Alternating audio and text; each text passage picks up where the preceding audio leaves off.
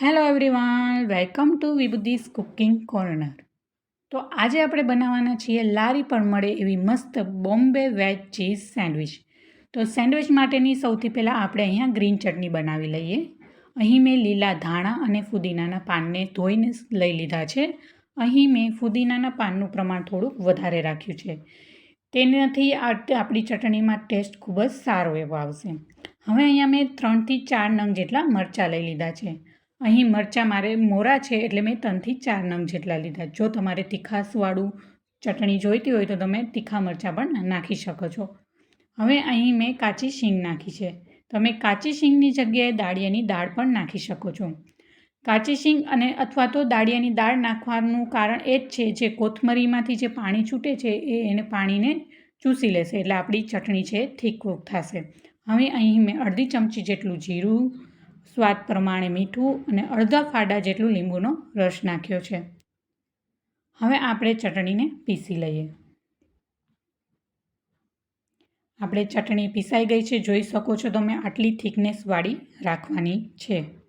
આમાં જોઈએ તો મેં અહીં જરૂર પ્રમાણે 1 ચમચી જેટલું જ પાણી એડ કર્યું છે. જો વધારે પાણી નખાઈ જશે તો આપણી ચટણી છે એ રણી ટાઈપ બનશે, જેથી આપણી બ્રેડમાં સરખી રીતના અપ્લાય નહીં થાય અને આપણી બ્રેડની સ્લાઇસ છે તૂટી જશે. અહીં મેં 3 નંગ બ્રેડની સ્લાઇસ લઈ લીધી છે. અહીં તમે બ્રાઉન બ્રેડ પણ લઈ શકો છો. હવે આપણે હળવા હાથેથી ચારેય બાજુથી બ્રેડની કિનારીઓને આપણે કટ કરી લઈએ. એકદમ હળવા હાથે અને સાઈડથી આપણે કટિંગ કરી લઈએ. હવે આપણે ચારેય બાજુથી કિનારી કટિંગ થઈ ગઈ છે. હવે આપણે બ્રેડમાં સૌથી પહેલાં અમૂલ બટર લગાવી દઈએ.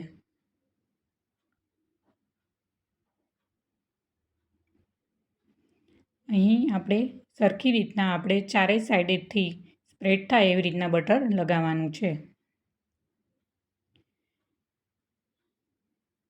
સેમ એ જ રીતે બીજી સ્લાઇસ પણ પર લગાવી દઈએ.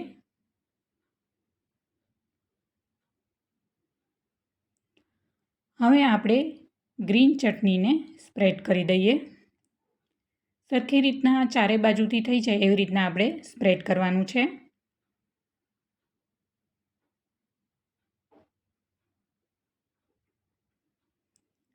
હવે આપણા 1 બાય 1 આપણા જે વેજીટેબલ્સ છે એને મૂકીશું. અહીં મેં કાકડીની સ્લાઇસ લીધી છે, એ આપણે મૂકી દઈએ. સરખી રીતના ચારે બાજુ મૂકી દેવાની છે.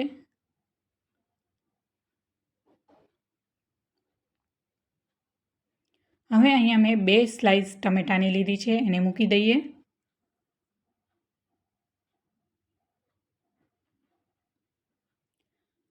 હવે અહીંયા મેં 2 સ્લાઇસ ડુંગળીની લીધી છે. અહીં જો તમે ડુંગળી ન ખાતા હો તો ડુંગળીને તમે સ્કીપ કરી શકો છો. આવી રીતના 2 સ્લાઇસ મેં મૂકી છે. હવે એની ઉપર આપણે ચાટ મસાલો, મરી પાવડર અને ઓરેગાનો છાંટીશું. ઓરેગાનો ટેસ્ટ ખૂબ જ અહીંયા સરસ આવે છે અને મરી પાવડર મેં થોડોક તીખાસ માટે એડ કર્યો છે.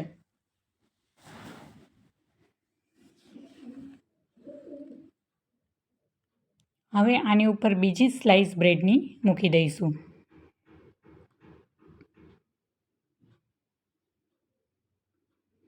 અહીં જો તમને જીરું પાવડરનો ટેસ્ટ ભાવતો હોય, શેકેલા જીરું પાવડરનો, તો એ પણ નાખી શકાય. હવે બીજી બ્રેડની સ્લાઇસને આપણે આવી રીતના પ્રેસ કરીને મૂકી દઈએ. હવે આપણે તેના ઉપર અમૂલ બટર લગાવી દઈએ.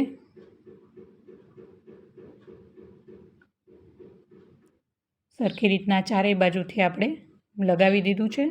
હવે આપણે એની ઉપર ગ્રીન ચટણી લગાવી દઈએ.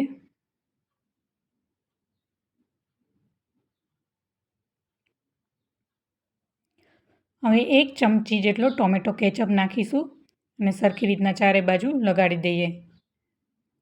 નીચેની પહેલી બ્રેડની સ્લાઇસમાં પણ ગ્રીન ચટણી લગાવી છે, તેમાં પણ જો તમારે ટોમેટો કેચઅપ નાખવો હોય તો નાખી શકાય. અહીંયા મેં બીજી સ્લાઇસ ઉપર જ નાખ્યો છે.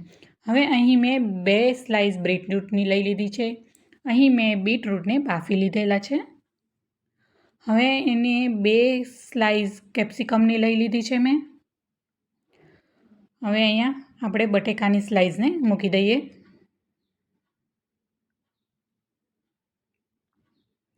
હવે તેના ઉપર ચાટ મસાલો,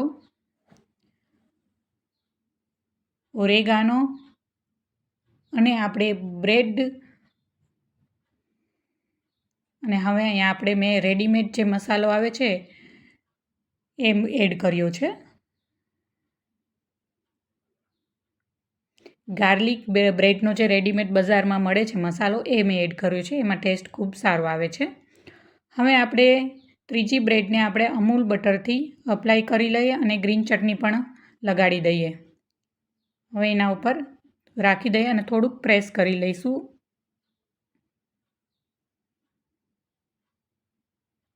હવે આપણે તેના ઉપર થોડાક અમૂલ બટર લગાવી દઈએ, પછી ટોમેટો કેચઅપના ડ્રોપ્સ મૂકી દઈએ.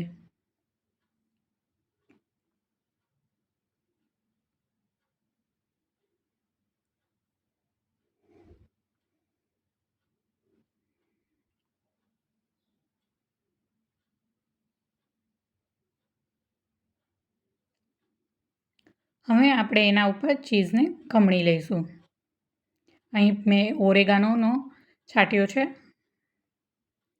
હવે આપણે ચીઝ ખમણી લઈએ.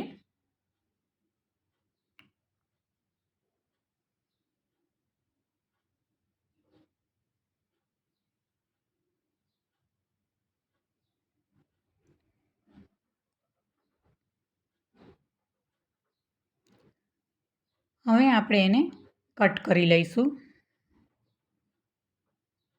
ખૂબ જ ધ્યાનથી કટ કરવાનું છે, નહીંતર આપણા જે વેજીટેબલ્સ છે એ બધા બહાર આવી જશે. આવી રીતે કટ કરી લેવાનું છે, જોઈ શકો છો તમે.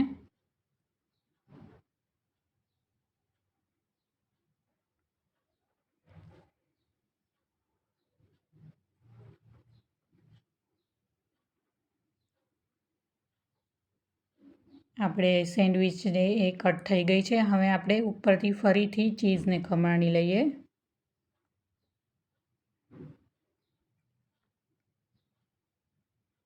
હવે આપણે એને સર્વિંગ પ્લેટમાં લઈ લઈએ. સેન્ડવિચને આપણે ટોમેટો કેચઅપ અને ગ્રીન ચટણી સાથે સર્વ કરીશું.